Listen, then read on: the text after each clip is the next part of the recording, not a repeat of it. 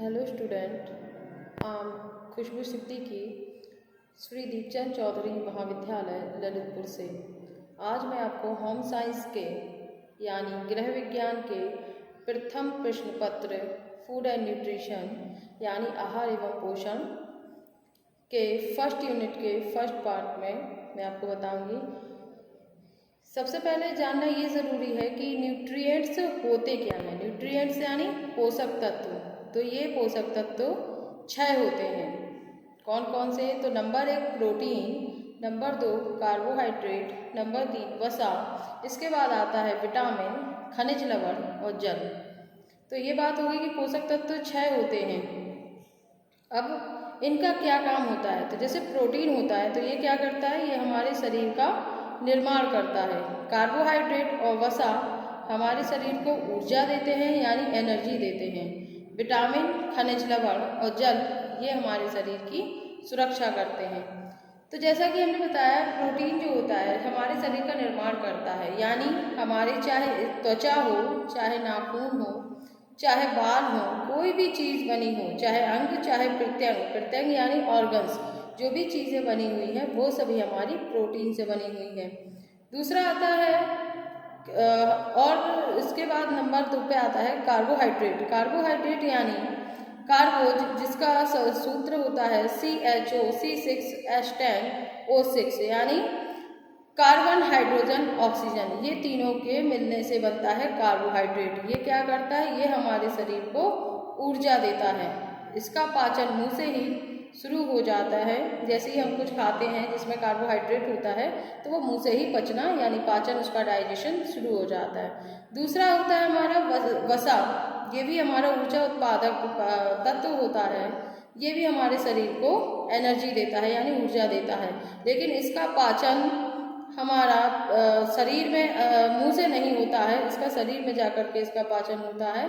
छोटी आंत के द्वारा इसका अवशोषण किया जाता है। इसका पाचन होता है, अवशोषण होता है, तब जाके इसका मेटाबॉलिज्म होता है और ये हमें एनर्जी देता है। इसके बाद बात आती है विटामिन और खनिज लवण। तो विटामिन यानी खनिज लवण, विटामिन को जीवन सत्व भी कहते हैं। तो ये विटामिन और खनिज लवण मिलकर ही हमारे शरीर की सुरक्षा करते हैं। इसके बाद आता है जल। जैसा कि हमारा शरीर होता है, शरीर का 70% भाग और बल्कि 70 से 80% भाग पानी से बना होता है। तो इस प्रकार ये हमारे न्यूट्रिएंट्स होते हैं। अब इनके हम बात करते हैं कि इनका सही एक्चुअल वर्गीकरण क्या होता है। इनका क्लासिफिकेशन करते हैं, क्लासिफाइड करते हैं इनको। तो पोषक तत्वों को 3 प्रकार से वर्गीकृत किया जाता है। एक होता है शरीर निर्माणक, दूसरा होता है ऊर्जा उत्पादक और तीसरा होता है हमारा सुरक्षात्मक पोषक तत्व। तो जैसा कि पहले भी बताया हमने कि शरीर निर्माणक पोषक तत्व यह 3 होते हैं, जिनमें पहला आ जाता है प्रोटीन, दूसरा हमारा खनिज लवण यानी मिनरल्स और तीसरा हमारा जल यानी वाटर होता है। तो इनकी सबसे पहले हमें ये जानना ज़रूरी है कि इनकी लास्ट यूनिट क्या होती है, यानी ये टूटने के बाद ये किस रूप में आ जाते हैं। जैसे कि प्रोटीन टूटता है तो ये अपने किस रूप में आ जाता है।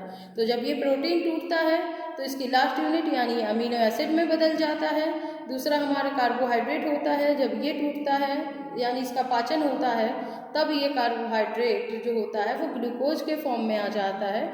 और तीसरा होता है हमारा वसा। तो वसा जब टूटता है तो ये हो जाता है वसीय अम्ल या फैटी एसिड के रूप में। तो ये हमने जान लिया कि protein, amino acid, carbohydrate, glucose और वसा ये हमारे फैटी एसिड में आ जाते हैं। जबकि विटामिन तो आप जानते ही हैं कि vitamin A, B, C, D, E, K ये 6 विटामिन होते हैं, जिनमें कि A, D, E, K ये वसा में घुलनशील होते हैं और B, C जल में घुलनशील होते हैं, यानी ये वाटर सॉल्युबल होते हैं। और जो A, D, E, K हैं वो हमारे फैट सॉल्युबल होते हैं। वो हम आपको आगे की कक्षा में पढ़ाएंगे। आगे लेक्चर जो होगा उसमें हम आपको विटामिन पूरा बताएंगे। इसके अलावा प्रोटीन, कार्बोहाइड्रेट का भी सभी अलग अलग वीडियो के फॉर्म में भी हम आपको बताएंगे। तो सबसे पहला हमारा प्रोटीन हो गया शरीर निर्माण, यानी जैसे कि हमने बताया कि प्रोटीन जो है वो हमारी चाहे त्वचा हो, चाहे हमारे बाल हो, चाहे हमारे नाखून हो, चाहे हमारे हृदय हो, चाहे हमारा ब्लड हो, ब्लड यानी कि हमारा रक्त हो, ये सभी चीज़ें प्रोटीन से ही बनी होती हैं। तो ये हमारे शरीर का निर्माण करता है।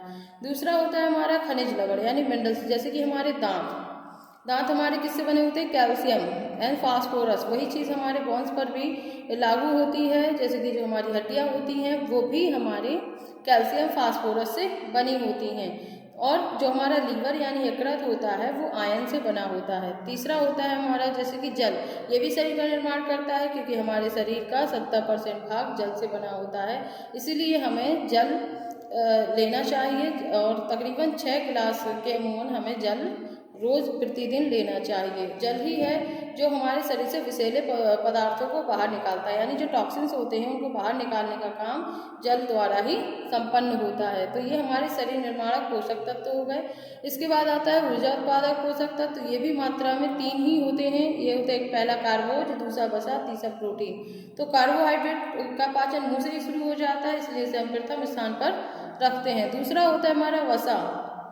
वसा यानी फैट, ये तेल और घी जैसी चीज़ों में पाया जाता है और ये हमारे शरीर में ऊर्जा ही प्रदान करता है। इसके बाद बात करते हैं प्रोटीन की। तो जब हम कार्बोज और वसा दोनों नहीं लेते हैं तब हम प्रोटीन द्वारा ऊर्जा प्राप्त करते हैं।